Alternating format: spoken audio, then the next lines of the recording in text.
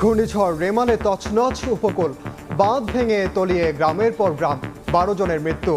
19 জেলায় সম্পূর্ণ বিধ্বস্ত 35,000-এর বেশি ঘরবাড়ি, আংশিক ক্ষতি লাখের বেশি। বিদ্যুৎ বিচ্ছিন্ন, উপকূলীয় এলাকায় নেই মোবাইল নেটওয়ার্ক।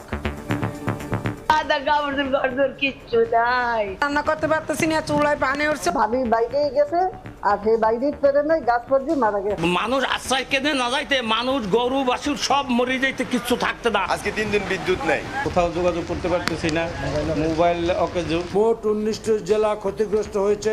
ঘূর্ণিঝড়ে ক্ষতিগ্রস্ত মানুষের সংখ্যা 37,58,096 জন। সকালে 3 ঘন্টার পর বিকেলেও বন্ধ মেট্রো চলাচল। রাজধানীর কর্মজীবীদের চরম দুর্ভোগ, ভাসছে বন্দর নগরী।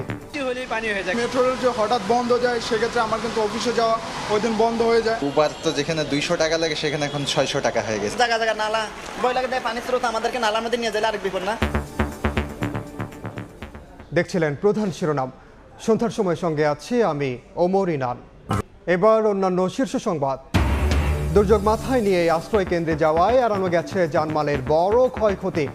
আবারও ঢাল হয়ে ভয়াবহ বিপর্যয় থেকে লোকালয় রক্ষা করল সুন্দরবন। স্মার্ট বাংলাদেশ গড়তে মার্কিন ব্যবসায়ীদের অংশীদার হওয়ার আহ্বান প্রধানমন্ত্রীর। বাণিজ্যিক সম্পর্ক সম্প্রসারণে নীতিগত সহায়তায় প্রস্তুত সরকার। ডয়েচে ভেলের তথ্যচিত্র এক পেশে ও উদ্দেশ্যমূলক। গাজীপুরে সেনা প্রধান বললেন, পেশাদারিত্বের মাধ্যমে দেয়া হবে জবাব।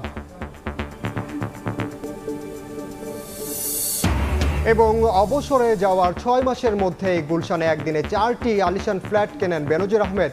স্ত্রীর নামেই 521 বিঘা জমি, জানালেন দুদক আইনজীবী।